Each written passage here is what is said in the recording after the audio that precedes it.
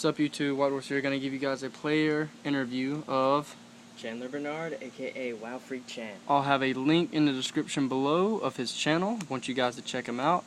Alright, Chandler, so today we're just going to pretty much be talking about Nationals, ban list, and the current format. All your thoughts and discussions about it. So let's just start off with Nationals. What did you think about Nationals this year, man? If I had to pick one U.S. player to win Nats, it would have been Patrick Hoban. He's one of my favorite players, and I think he's one of the best players in the game right now. Okay. So now, what did you think about, the decks? Was Dragons the deck that you wanted to win at Nationals, or? I can't necessarily. It was the deck I wanted to win, but it was the deck that I thought was going to win, just because out of the two Tier 1 decks, it may have a subpar Game 1 against Spellbooks, but it gains a significant advantage Game 2 and 3 when they get to side in Eradicator. Okay, so what did you think about Spellbooks at this event? I think they were a good pick, and I think they did reasonably well, definitely, because they took, a huge volume of the top 64, but I didn't necessarily think they were the best pick for the event. I thought it was kind of neat that the no Priestess Spellbooks were the ones that got second, though. Yeah. I feel like that's an interesting build. Alrighty, so with Nationals, the people that, got top 6, or top 8, I should say, but 6 of them are going to be going, I believe, to Worlds. What do you think about Worlds? What do you think, will win Worlds and how things will do there? What do I think will win Worlds? Well, I'm not entirely sure the specifics on the ban list for the event, since, they only allow certain types of cards there, but I think the playing field's going to be pretty level. So, if the Blue Eye Structure deck, is that coming out? That's coming out before Worlds, right? Yeah, I think so. Okay. Well, I would pick Blue Eye's Prophecy. I would pick that as the one to probably be the winner. Yeah. If not, probably Incarnate Dragon, just because of the advantage it has. So, yeah, probably that. Alright, so moving off topic of that, what do you think about the format?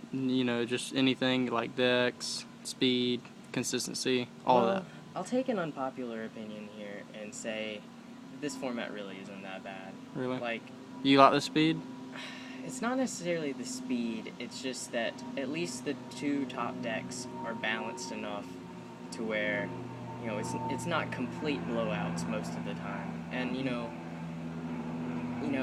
if I could actually play Dragon Rulers or Spellbooks, I think I'd like the format a lot more. Mm-hmm. And, from what I've read and from what people say, the mirror matches, this format, get pretty skill-intensive, especially the Dragon Ruler mirror matches. Mm-hmm. It's almost always decided by the better player.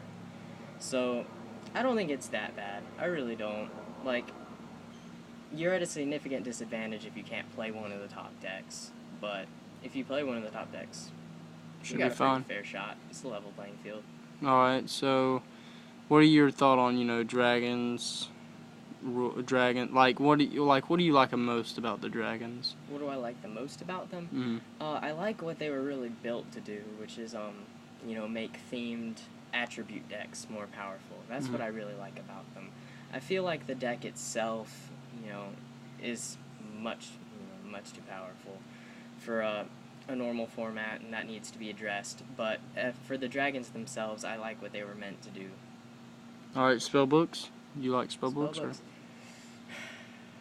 I like priestessless Spellbooks. Mm-hmm. Like that, and that's just because, it took, the ingenuity of one player to say, hey, we don't really need this power card. Mm-hmm. Our entire deck is based on advantage, I've never really seen any Spellbook player actually ping someone down for game, someone just scoops when they lose complete advantage. That's normally what happens when I watch. But, it's not the best deck. I feel like Judgment Day was a very poorly designed card. Anything that allows for such massive advantage for such little input Mm-hmm. needs to be addressed. Alright, so Evil Swarms, you think, Evil Swarms, I like the deck simply just because I play it, but, I can see how some people would see it as a degenerate strategy, sort of like Mm-hmm. Six Samurai, not nearly as degenerate because it's not as Luxacky. But I feel like with Master Key Beetle coming up, Oh man, that's it'll- gonna be intense, isn't it? Yeah, it'll take it less of an Ophion dot deck, Mm-hmm. and it'll switch it into more of an Xyz utility deck with Key Beetle and all the cards that, feed off of Key Beetle and things like that. But right now, it has some serious consistency issues. Like, you could draw fantastic, or you could just draw Just draw terrible. an unplayable hand, and I've never played a deck before that draws unplayable hands. Alrighty, so lastly, the deck I want to talk to you about is Mermails. What do you think about Mermails? Well, I think, they would have had a much larger place in this format had Evil Swarm not come about. Mm-hmm. Well, They- of course, they're at a- because, they wouldn't have had, I guess you could say, that much to stop the deck. I suppose you could say I'm kind of surprised that they didn't do as well at the regional level. I could understand the national level, Mm-hmm. but I guess we could kind of say that that's because not many players are opting to play it Yeah. because of Evil Swarm. I know at the Tallahassee regional we went to, that Evil Swarm was probably the most played deck there. Yeah, there was Evil Swarms taking over the top tables. Them and It's Dragons. budget meta. Yeah. That's what it is. That's why I play it. But yeah, I think Mermails would be much more powerful if it weren't for that. Which, I feel like they're a bit underrated because they can still take advantage of cards like Prideful Roar and stuff like that. I think people kind of count it out, but there are options in which. Are just incredible. Yeah.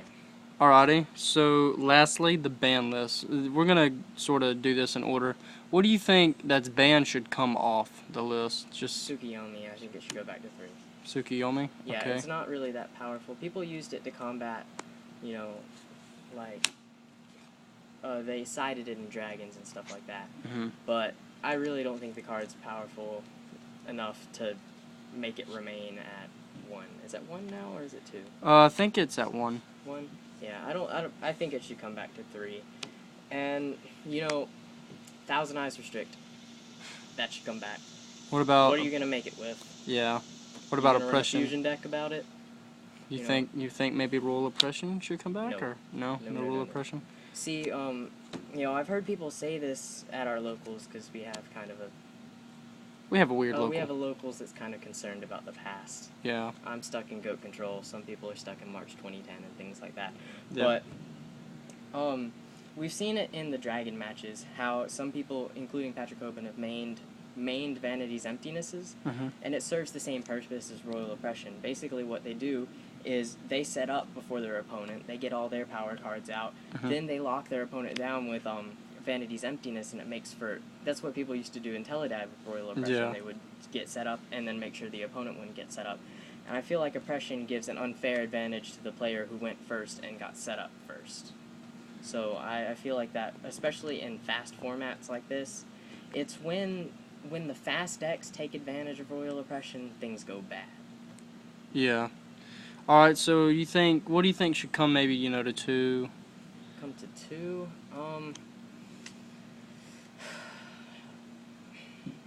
I would normally say Gold Sarcophagus, just because it's not really a power card in the Dragon deck, Mm-hmm.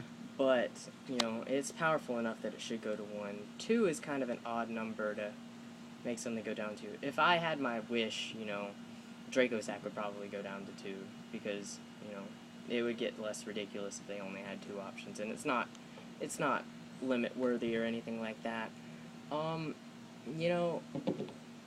I truthfully, even though I'm a bit biased about this, if I were to step out of my own shoes and look onto the format itself, I would say Eradicator might need to go to 2. Mm-hmm. It's a very, very powerful Honestly, I card. could probably see that happening because Evil Swarms. You can even eradicate your big eye against spellbooks like Hoban did, and you pretty much win. Just stuff like that.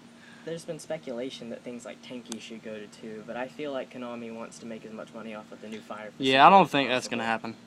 And the only thing I could think of is if they really don't want Evil Swarms to kind of gain an advantage in the meta early on in the format, they could semi-limit like Safe Zone or something so that you couldn't take advantage of Key Beetle's Safe Zone as much. Because every person will have to take that combo into account when they go into events in the next format. Alrighty, so lastly, what do you think should go to 3? Go to 3, I thought. So, Tsukiyomi, like I said earlier, Black World win. I'm just kidding. No. No way. Gosh. I mean, if you Thousand Eyes were strict. You go to 3. you think You're not gonna make it. I you promise. think Book of Moon may come back to 3? Maybe It's maybe become 2. a power card in the format, sort of, just because of the ability to stop Xyz plays. Mhm. I've never seen a card go from like 0 play to near universal play like it did this format. I feel like even at 2 it'd be too strong. So are we gonna do limited cards next? Well, I mean, I'm just pretty much just asking you just a lot of stuff. What do you like? You think Trunade will come back? I can see arguments on both sides. On one hand, you know, Heavy has its counters in Starlight Road. On the other hand, nobody plays Starlight Road anymore. Yeah. And, you know, at least Trunade, it's an unstoppable card besides things like, you know, Dark Bribe, Solemn Judgment, things like that. But you really do have to kill them that turn. Yeah. But on one hand, it's play pretty easy for people to kill people in one turn this time. Especially this format, I mean. But it's also an out to Key Beetle safe zone, so Cody told me that, and that's true too. Alright guys, well, I'm just gonna pretty much stop it right here because we're running out of stuff. Wait, we were gonna do what needs to be limited and banned. What do you think needs to be limited?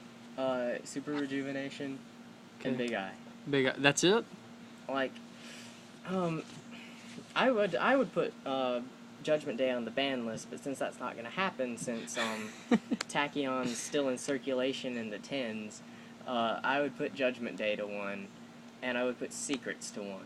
You know, you don't need to stop Fate or something like that, because they can just recycle it, but, you know, Secrets is a good card to hit, and maybe hit Temperance would have been, not Temperance, what's it called? Spellbook Magician would have been a good one to put to 2. They need to hit the key searchers in spellbooks, and Big Eye needs to go to 1 just because of the craziness that the mirror has. And I think people are expecting it to get hit because it's already dropped half in value after Nats.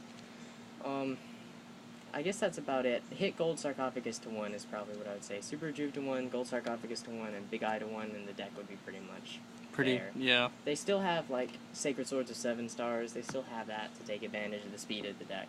Things like that. Alrighty guys, well, this is Chandler Bernard's player profile, like I said, or interview, I'm sorry.